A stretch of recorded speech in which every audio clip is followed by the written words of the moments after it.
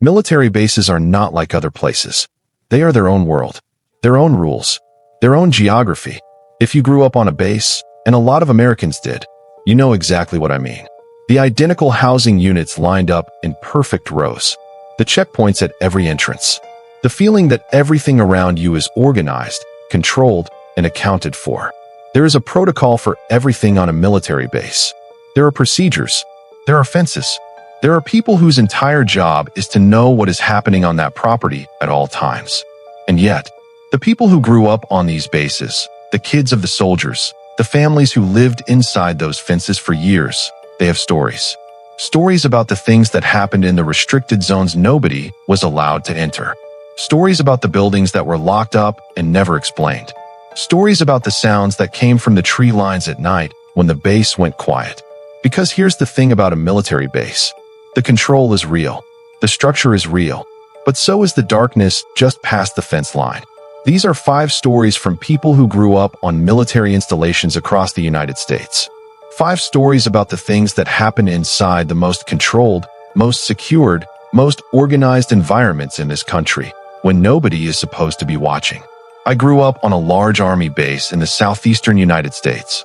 My father was career military. He spent over 20 years in uniform, and as a result, I spent most of my childhood moving between installations every few years.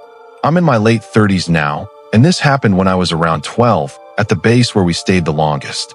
Military housing is a very specific experience. If you've never lived in it, the best way I can describe it is this. Imagine a neighborhood that was designed by someone who had only ever read about neighborhoods in a manual. The houses are identical. The yards are identical.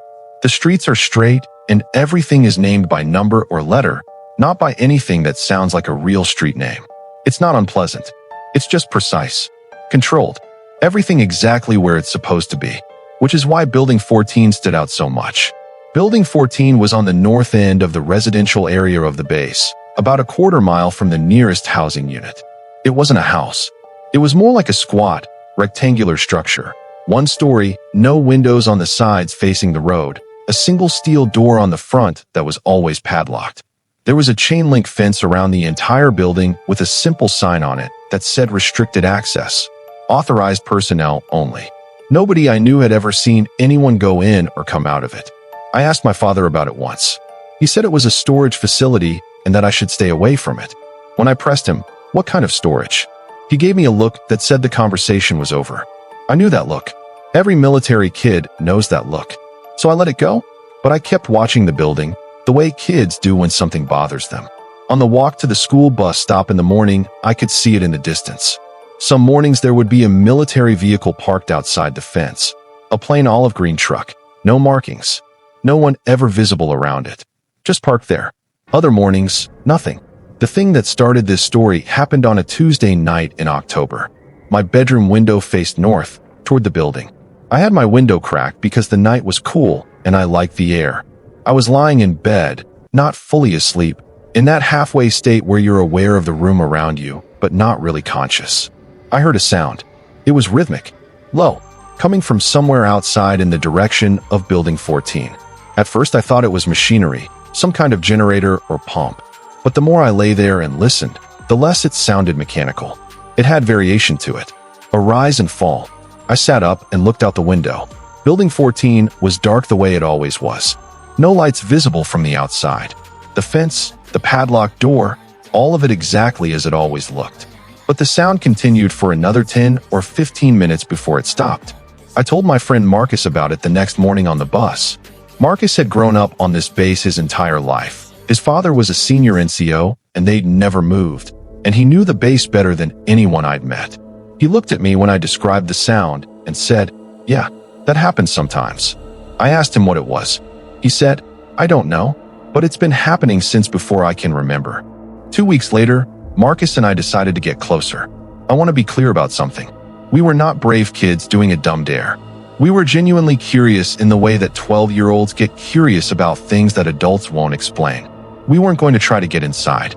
We just wanted to get close enough to see if we could figure out what the sound was.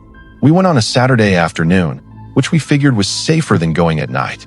We cut through the open field behind the housing units and approached Building 14 from the back rather than from the road. From the back, you could see two things that weren't visible from the road. First, there was a ventilation unit on the roof. Large, industrial grade, the kind you'd see on a facility that needed significant climate control. For a simple storage building, that seemed like a lot. Second, there was a second door on the back of the building. Same steel construction as the front, but this one had a keypad lock instead of a padlock. And next to the keypad, mounted on the wall, was a small yellow biohazard symbol. We looked at each other, and without saying a single word, we both turned around and walked back the way we came. We never talked about going back. We never brought it up to our parents. We just silently agreed that whatever was in Building 14 was not something we needed to know about. I looked that base up online years later.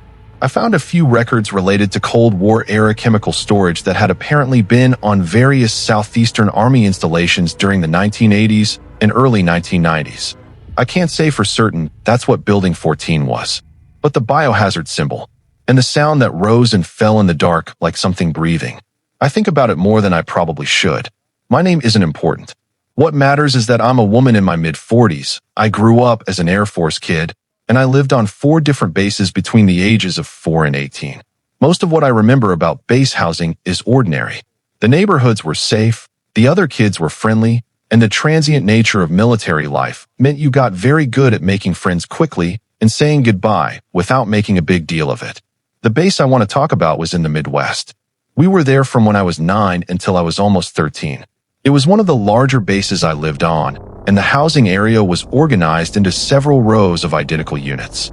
At the end of Pershing Row, the street we lived on, there was a housing unit that was never occupied the entire time we were there. This isn't unusual on a base. Units sit empty between families.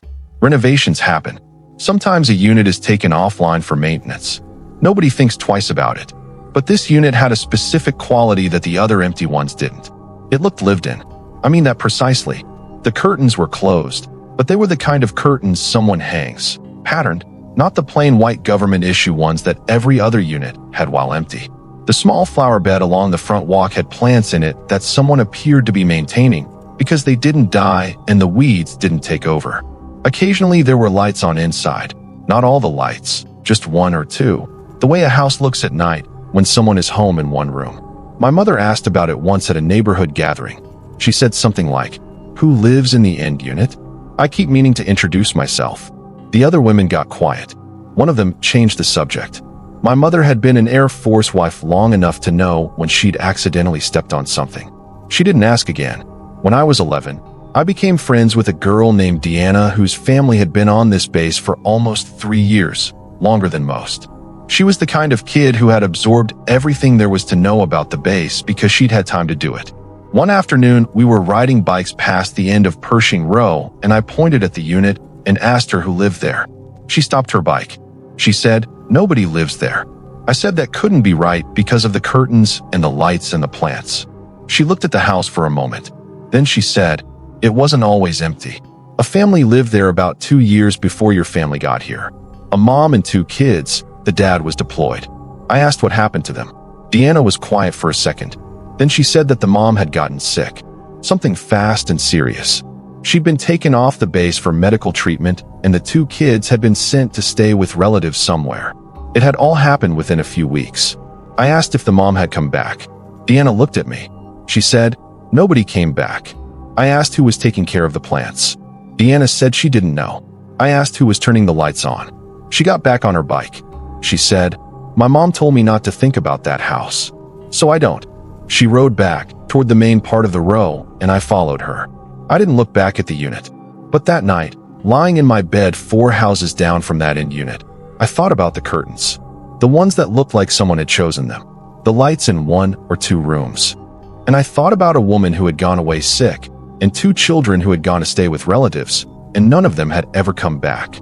And someone, or something, was keeping the plants alive. We left that base 14 months later. The unit was still there when we left. Curtains still closed. Flower bed still maintained. I don't know what was in that house. I'm not sure I want to. Some questions about military bases are better left the way my friend Deanna left them. Just don't think about it.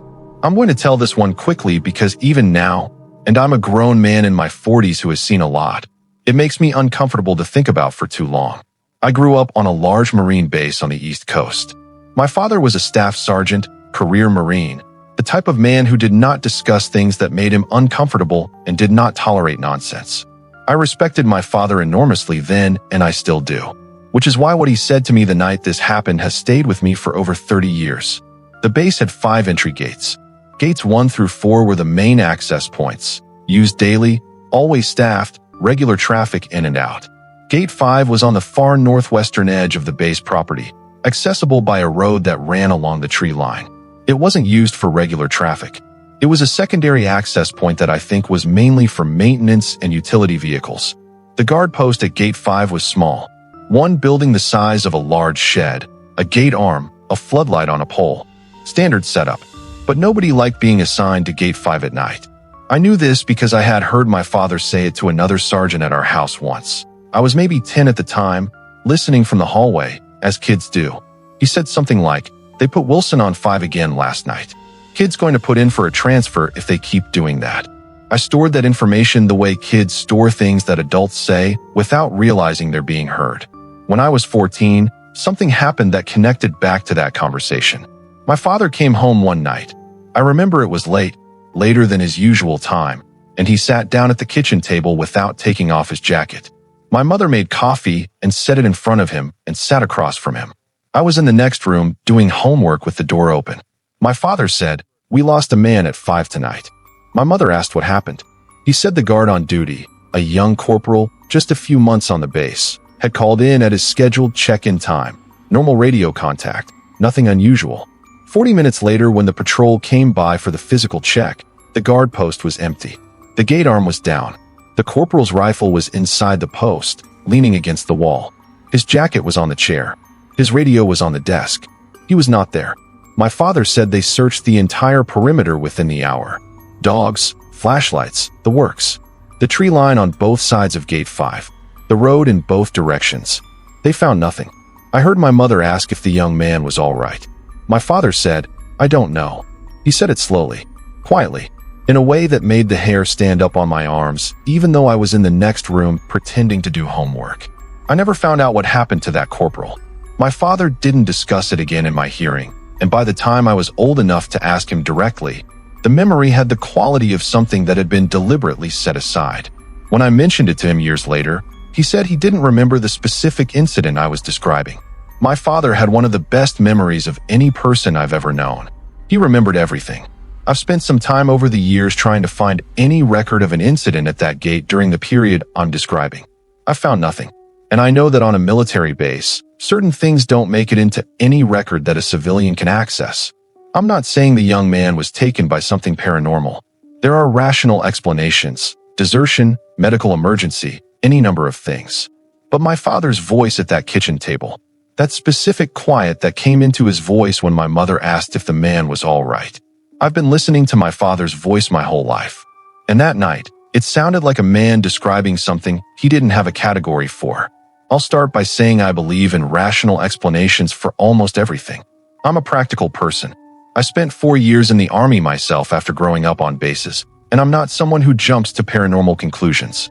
But I grew up on a base in the Pacific Northwest, and there is something about the Pacific Northwest, the specific quality of the darkness in those forests, that resists rational explanation in a way that flatlands don't. This base was bordered on its eastern edge by about 6 miles of old-growth forest. Dense, cathedral canopy Douglas fir. The kind of forest where the light changes the moment you step inside. The perimeter fence ran along the forest edge, and beyond the fence was a buffer zone, a stretch of maybe 50 yards, and then the trees started. The buffer zone was mowed, maintained, part of the base's regular upkeep. But nobody went into the trees. This was an informal rule, the kind that military kids absorb through osmosis rather than being directly told. You didn't cross the fence. You didn't go into the buffer zone alone. You stayed on the maintained side, and you didn't look too hard into the tree line after dark.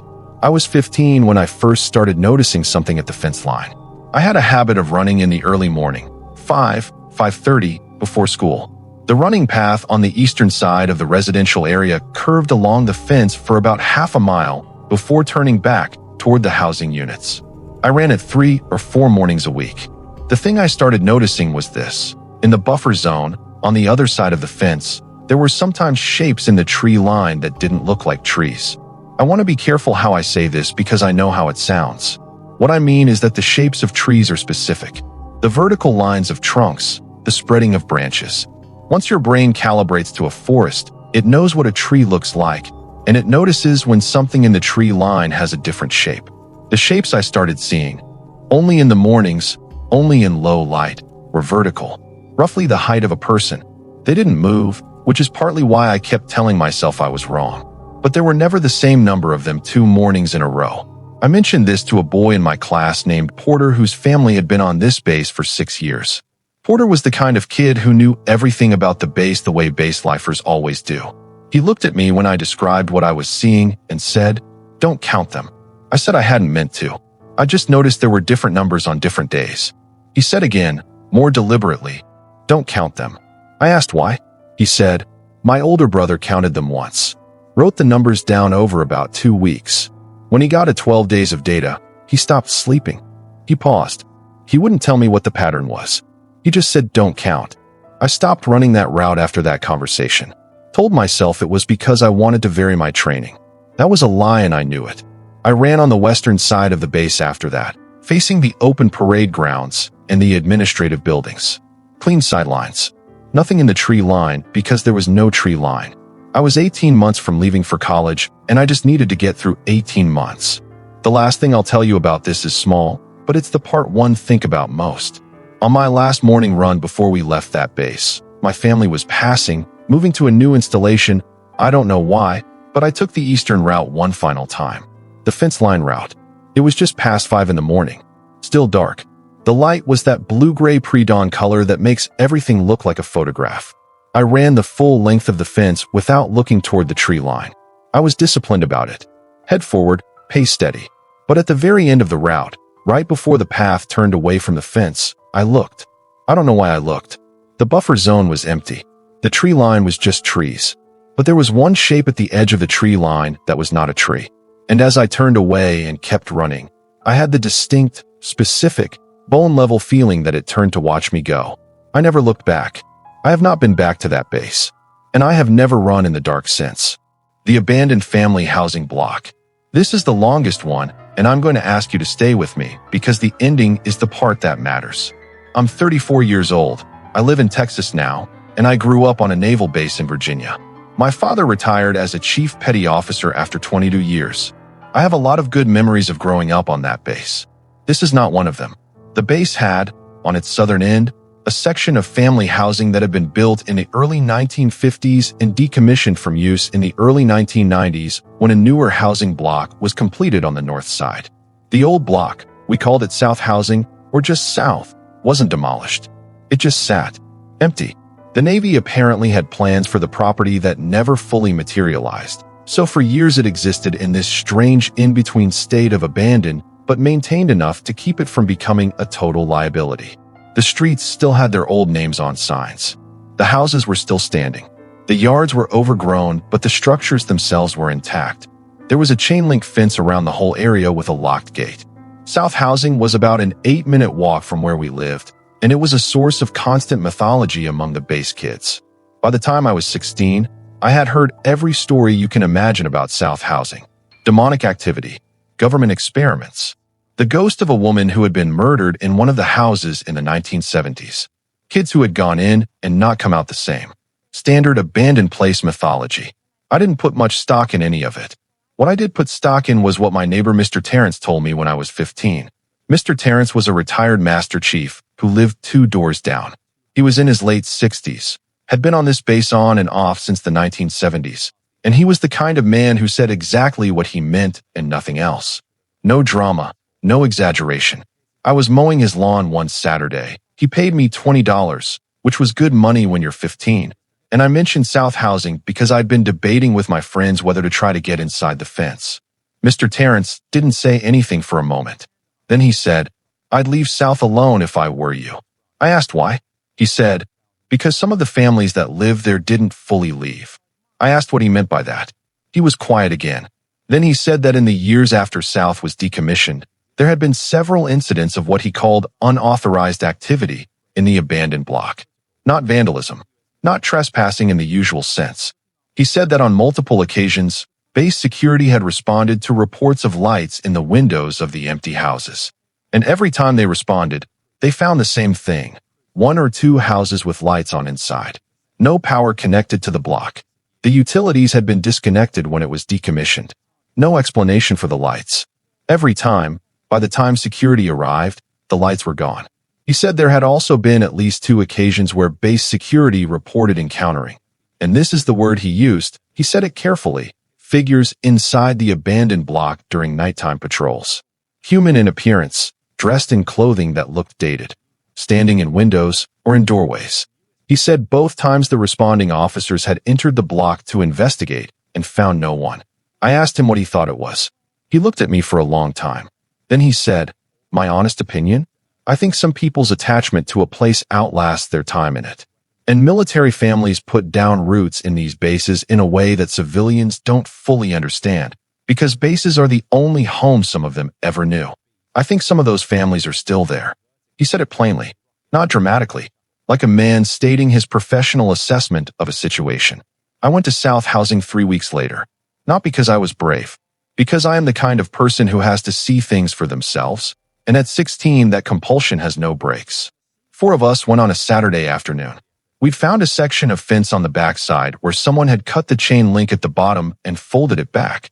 Clearly we weren't the first. We slipped through and we were inside. South Housing in the afternoon light was melancholy more than anything else. The small houses, the rusted swing sets in some of the yards, the cracked driveways with weeds pushing up through the concrete. A street sign that said Norfolk Way with a bird nest built in the curve of the letter F. The feeling of a neighborhood that had simply been paused rather than ended. We split up into pairs. My friend Danny and I took the east side of the block. The other 2 took the west. The first 4 or 5 houses we looked at through the windows were empty in the way you'd expect.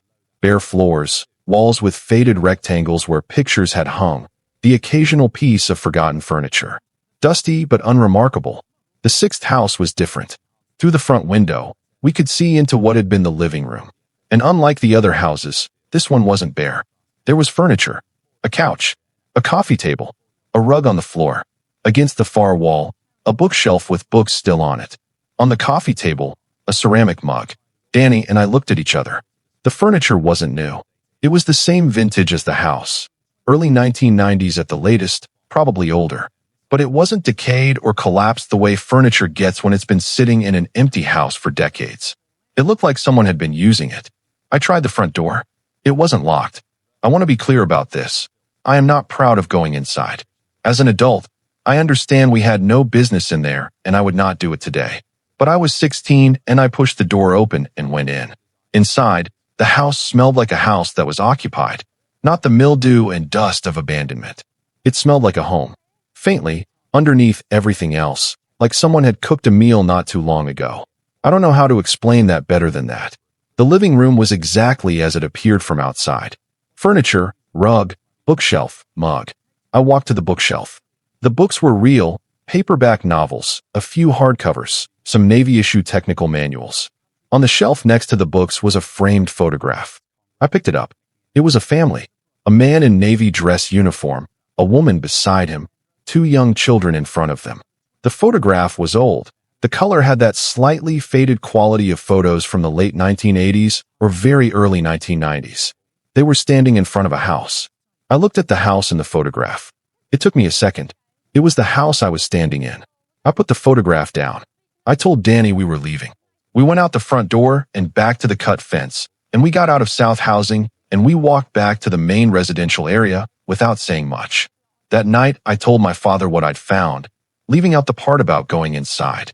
He was quiet for a while. Then he said that South Housing had been decommissioned in '93, but that the last families hadn't actually left until '94. He said it had been a difficult transition for some of them. He said one family in particular had been there a long time and hadn't handled the move well. I asked if he knew which house. He thought about it. Then he said he thought it was the east side of the block, toward the end. 6th house on the east side. I don't know who kept that house the way it was. I don't know who put the furniture back, or kept the photograph on the shelf, or made the house smell the way it did. I don't know who turned the lights on at night when the utilities had been disconnected for 20 years. Mr. Terrence said some families' attachment to a place outlasts their time in it. Maybe that's all it was. A family that couldn't let go of the only home they'd ever known, even after everything that should have ended it. I think about those two kids in the photograph sometimes, standing in front of that house in their best clothes. I wonder where they ended up. I wonder if they know something of theirs is still there, on a shelf in a locked-up base in Virginia, waiting for them to come back. UTRO. Military bases. The most controlled, most secured, most structured environments in this country. Fences around everything. Protocols for everything. People whose entire job is to know what is happening inside those walls at all hours of the day and night. And still, buildings with biohazard symbols and sounds that rise and fall in the dark. Houses at the end of the row where someone is keeping the plants alive. Guard posts where men disappear without leaving their rifle or their jacket behind. Shapes in the tree line that you should never, ever count. And families in abandoned housing blocks who refuse, or can't, let go. If you grew up on a military base, you know these stories. Every installation has them. They get passed down from the older kids to the younger ones, the same way the bases themselves pass from one generation of families to the next. If you have one of your own, drop it in the comments. I read every single one. Stay safe.